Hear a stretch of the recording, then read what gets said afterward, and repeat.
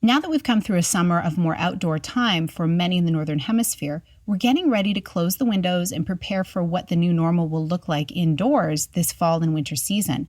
There are so many unknowns on a community and global scale, but there are some things that you can control. Hello, and welcome to the Connect podcast. This show is all about helping you connect to your soul's calling so you can take action on it.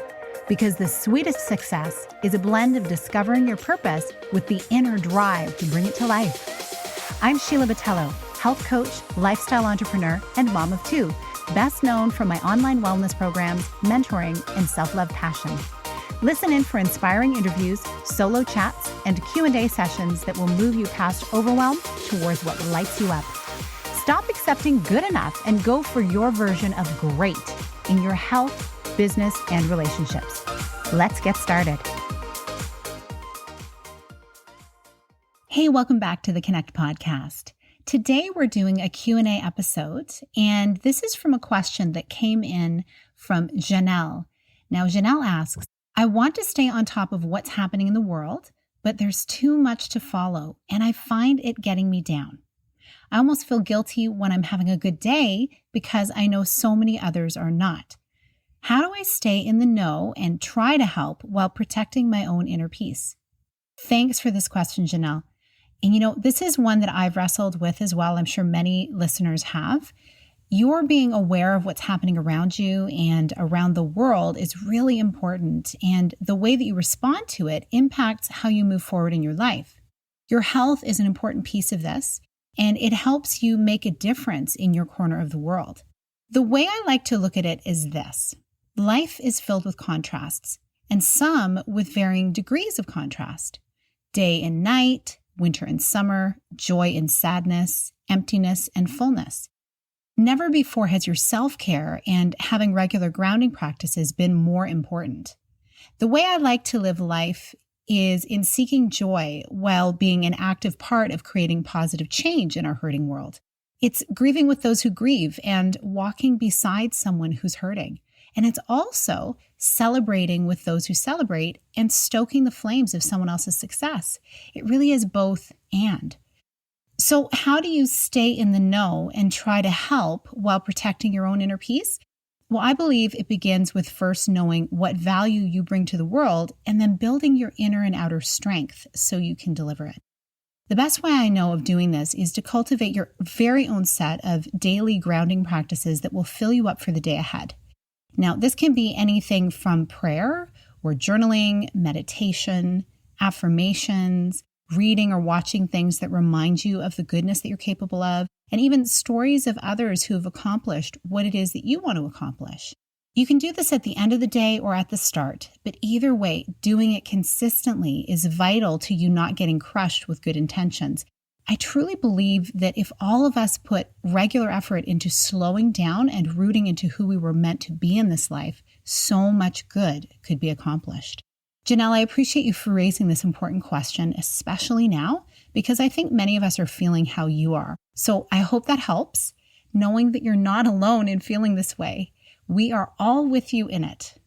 If you need some guidance to get you started on your best grounding practices, go to the show notes attached or at sheilabotelho.com to download a free resource that I've made to help with this. It's called Simplify Your Wellness, and it's got some simple ideas inside for you or anyone else listening that's struggling with the contrasts we're amidst right now. It walks you through some self-reflection questions that will help you determine what you need more of and what you need less of. Now, we've all come through a challenging start to the year, both emotionally and logistically. And the coping behaviors that came into play were all across the board. I remember seeing a greater number of people out on walks with their partners, families, and pets. It was so great to see so many people getting into nature to connect to something greater than their current circumstances and to get the fresh air. I also remember going to look for espresso for Peter in the baking aisle and noticing that the supply of flour, chocolate chips, baking nuts, and other baking supplies were almost completely sold out. The shelves were bare. I have never seen this in my lifetime. It makes sense, though, because many of us find solace in home and hearth, in home-baked goodness that may remind us of our childhood when mom or grandma would bake a sweet treat on the weekend. I've done my share of emotional eating over the years, and this year, I totally get how so many of us felt the need to seek solace in food. What struck me is that, in my estimation, people leaned into the practices that they already had formed habits around and did more of them. Now, I don't have hard data on this, and I've not read any official studies, but at least with the people in my inner circle and my online community, I noticed the trend. For instance, many who already had workout routine, a spin class, a yoga session regularly booked upped the frequency of what they would normally do.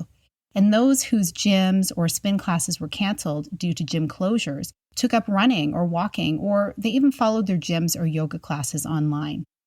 The story I heard repeatedly was that they needed the extra activity even more consistently to keep their minds clear and to help them process all the news and the change that had suddenly come into their lives. I know I felt this way. Many also weren't commuting 30 to 60 minutes each way to work, and they finally had the time to up their fitness levels. On the flip side, those who hadn't begun a fitness routine prior to the shutdown had to find a place to process their emotions, so they turned to nurturing their families and themselves. And how does this classically show up? Well, usually as a family participating in home cooking. Remember, many people who work long hours and commute with their kids in after-school activities rely on restaurants and convenience foods to keep their lives running. And, it's really a time factor. I imagine that many families cherish the time of creating beautiful meals for their loved ones in kitchens that were often empty during weekdays. And then, as I can personally attest to, there were those of us who returned to some old emotional coping techniques that involved a handful of chocolate-covered almonds and a Parmesan-covered popcorn. There's a time and a place, I always say. The important factor in all of this is to assess how long you participate in this coping behavior. After too many nights drowning your sorrows in a bowl of ice cream, you begin to create a whole new problem for yourself to solve. Now that we've come through a summer of more outdoor time for many in the Northern Hemisphere, we're getting ready to close the windows and prepare for what the new normal will look like indoors this fall and winter season. There are so many unknowns on a community and global scale, but there are some things that you can control. You can make choices to uplevel your health by committing to a daily movement practice. You can start eating more whole and less processed foods. You can begin supplementing with high-level nutrients to protect and repair your body at the cellular level. Contact me for more on this via direct message on social or info@sheilabatello.com via email. You can control when and how long you watch the news feed, how long your Wi-Fi is on in your home, how much time you spend in front of screens. You can choose a bedtime routine that refreshes you for the next day. You can create opportunities with your family and friends to engage in healthy conversation, read a novel together, or play board games. You can choose a theme night for meals or making eating in fun and educational. You can explore new artists on Instagram or music on live streaming or music apps to enrich your music collection. You can even take up singing or playing an instrument or painting all by yourself. There is so much that you can do.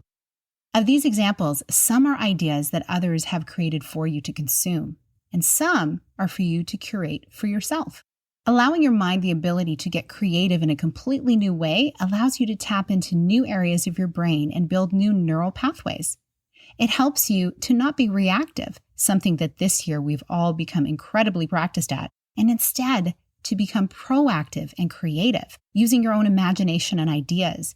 You reconnect to a part of you that has always been there, and that when you tap into it, it's very grounding. You remember that you have the ability to change the narrative in your own life, if at least for the evening. That gives a huge amount of relief to your nervous system, and if you do it with others, the effect is multiplied. Once again, this is my own non-scientific view on it. I'm just going from how I feel after I've done this personally. I'm passionate about connecting you to your best health and mindset. Right now, it may feel extra challenging to be at your best, but when you invest 5 minutes, 15 minutes, 30 minutes or more a day over time into healthy, joyful activities, you will begin to see rewards in your overall sense of well-being. I've not only linked the self-care guide in the show notes, but also a link to one of my entry-level online programs called the 5-Day Healthy Eating Refresher. It walks you through a simple eating plan that can reset your body to start craving healthier foods while bolstering your immune health. Go to the link in the show notes to learn more. Thanks again for being here. I'm so grateful for the opportunity to connect with you and hopefully give you some encouragement for the days to come.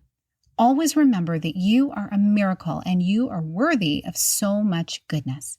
Big blessings, and I'll see you next time. Thank you so much for being here with me on the Connect podcast. If you like this episode, please share it with someone you think would enjoy it. Also, if you head over to iTunes to leave a review, I'd be so grateful. Let us know what your favorite parts were and what you'd like to hear more of. It will help us have a greater impact, elevating many more people to grow and succeed together. See you next time.